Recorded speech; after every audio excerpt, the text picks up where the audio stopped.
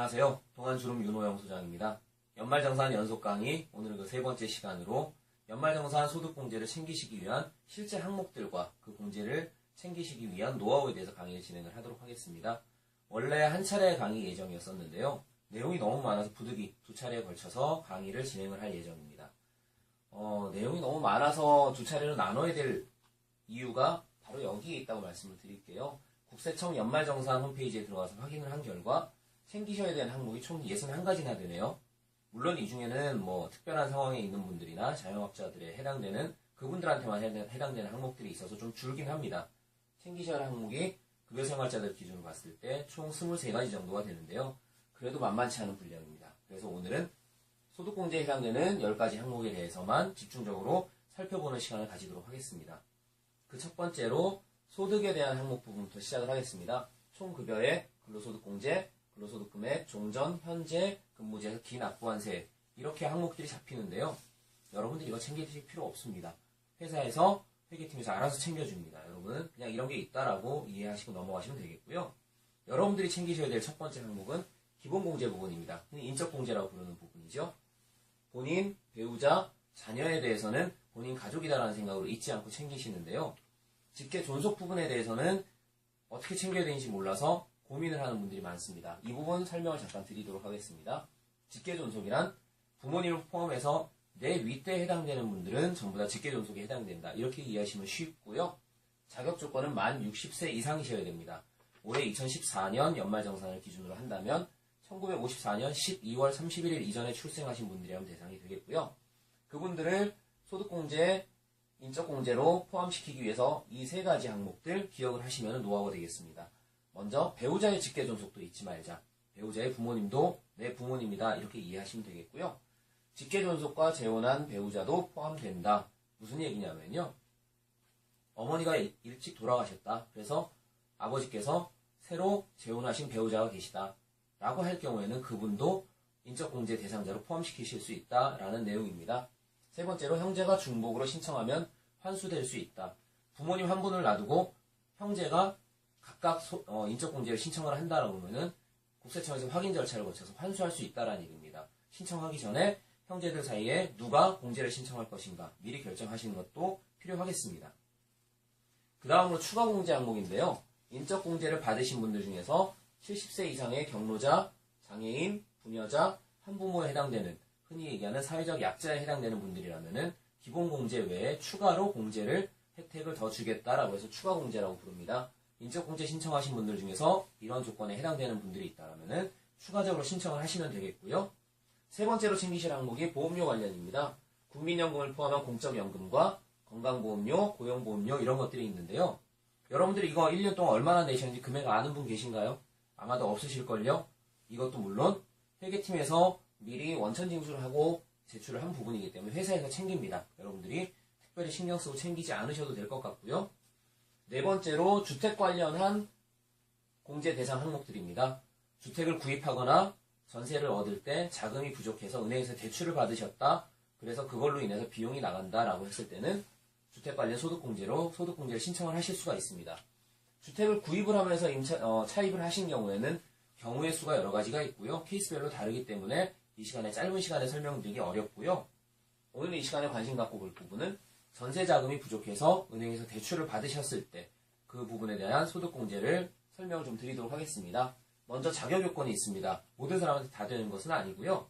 총 급여액 5천만 원 이하의 무주택 세대주에 대해서만 혜택을 주겠다. 세 가지 자격 조건입니다. 5천만 원 이하 무주택 세대주에 해당되는 경우에는 연간 발생된 금융비용에 대해서 소득공제 혜택을 주겠다라고 되어 있습니다. 한도 금액은 원리금 상환액의 40%까지 혜택을 주겠다라고 되어 있습니다. 단 그 금액이 300만 원이 넘어가면 300만 원을 한도로 하겠다라고 되어 있습니다. 예를 들어 보겠습니다. 연간 원리금 상환액으로 1000만 원이 발생했다라고 가정을 한번 해보겠습니다. 그럼 그 중에 40%면 400만 원에 해당이 되죠. 400만 원을 전부 다 공제 신청을 하실 수는 있지만 공제 받으실 수 있는 금액은 300만 원 한도에 걸리기 때문에 300만 원까지다 이렇게 이해하시면 되겠습니다. 그런데 이 금액만 소득공제 대상으로 300만 원 한도에 포함되는 것이 아니고 주택 관련 저축과 합산해서 300만 원입니다. 다음 페이지에서 설명드릴 내용인데요. 주택 관련해서 저축을 하시는 방법에 쉽게 여러분들이 이해하셨을 때 청약저축이 있습니다. 그리고 과거에 있었던 근로자 주택마련저축 이런 것들이 있는데요. 이런 것들 아직까지 납입하고 계시는 분들 현실적으로 없으시고요. 최근에 새로 만들어진 주택 청약 종합저축 이거를 가입하고 납입하고 계시는 분들은 많이 있습니다. 이 부분에 대해서 챙기실 포인트를 설명을 드리겠습니다. 자격요건이 또 있습니다. 무주택 세대주여야지 되고요. 연간 120만원, 한 달에 10만원씩 납입하신 것만 인정을 하겠다라고 되어 있습니다. 그 금액 중에 40%, 최고한도 48만원까지 공제를 인정을 해드립니다. 이게 앞에서 살펴본 주택 임차를 하면서 발생된 대출금, 그것을 상환하기 위한 금융비용, 그 금융비용과 합산을 해서 300만원 한도로 해서 소득공제를 해드린다라는 부분입니다. 그 다음으로 연말정산하면 여러분들께서 흔히 가장 많이 신경 쓰는 부분 중에 하나인 신용카드 사용 부분에 대해서 되겠습니다. 어쩔 수 없는 소비 지출을 했을 경우에 증빙이 된다라면 소득공제 인정을 하겠다라는 얘기죠. 신용카드, 현금영수증, 직불카드, 전통시장, 대중교통 또는 그 외에 이런 식으로 여러 가지 항목으로 나누어서 각각의 조건들이 많이 있기 때문에 전부 다 이해하고 챙기시기는 어렵습니다. 각각의 금액 따로 챙기시는 건 현실적으로 어렵습니다. 그래서 쉽게 챙기시는 방법은 카드사에서 연말에 발송되는 사용 내역서를 챙겨서 그것을 증빙으로 제출을 하시는 게 가장 쉬운 방법이 되실 수 있습니다. 카드 사용 대상은 본인과 배우자, 자녀가 사용한 부분에 대해서 전부 다 공제 신청을 하실 수가 있으시고요. 단, 해외에서 사용하신 금액에 대해서는 공제 신청을 하실 수가 없습니다. 국내 사용분에 대해서만 공제 신청을 하실 수가 있고요. 사용하실 때 신용카드보다는 직불카드를 많이 사용하시라고 권해드리고 싶습니다. 왜냐하면 신용카드는 사용액의 15%까지 소득공제를 인정하지만 직불카드를 이용하신 경우에는 30%까지 인정이 됩니다. 그렇기 때문에 신용카드보다는 직불카드 한도를 먼저 채우시는 게 좋으실 것 같고요. 현금 영수증도 30%까지 공제 대상이 가능하기 때문에 현금 영수증 챙기는 습관 꼭 들이시는 게 좋을 것 같습니다. 이걸 챙기실 때 빼먹기 쉬운 항목 중에 대표적인 게 교통카드입니다. 교통카드 충전하실 때 현금을 충전하는 분들 많이 계시죠? 현금 충전하면서 현금 영수증 챙겨보셨나요? 그것도 챙겨놓으시면은 현금 영수증으로 공제받으실 수 있고 교통비로 공제받으실 수 있고 이중으로 공제받으실 수 있기 때문에 꼭 챙기시라고 그렇게 말씀을 드리겠습니다. 그 다음 기타 고드 공제를 받으실 수 있는 항목들이 몇 가지가 있습니다. 출자자 해가지고 여러 가지 있는데요. 일반적으로 급여생활자들이 챙기실 기억하실 항목은 이 부분입니다. 장기 집합 투자 증권 저축이라고 해서 흔히 줄여서 소장펀드라고 부르는 소득공제 장기펀드 이 부분을 챙기실 필요가 있겠습니다. 총급여 5천만원 이하인 근로자라면은 연간 600만원을 한도로 해서 공제를 인정을 해드립니다. 납입하신 금액의 40% 총 240만원 한도로 해서 소득공제를 인정을 해드리는데요. 단, 한시적으로 혜택을 드리고 있습니다. 2015년 12월 31일까지로 이제 혜택이 1년밖에 남지 않았기 때문에 소득공제 금액이 모자란다 하시는 분들은 소장펀드 챙기시는 것도 괜찮을 것 같습니다. 그리고 마지막으로 소상공인이나 자영업자 같은 경우에는 이 외에도 또 챙기실 수 있는 항목이 노란우산공제라고 흔히 부르는 300만원까지 한도의 소상공인 공제부금 저축을 챙기실 필요가 있습니다. 300만원 한도로 소득공제 받으실 수 있기 때문에 많은 혜택이 있으실 수 있는 그런 항목입니다. 여기에 해당되시는 분들이라면 챙기시는 것도 좋으실 것 같습니다.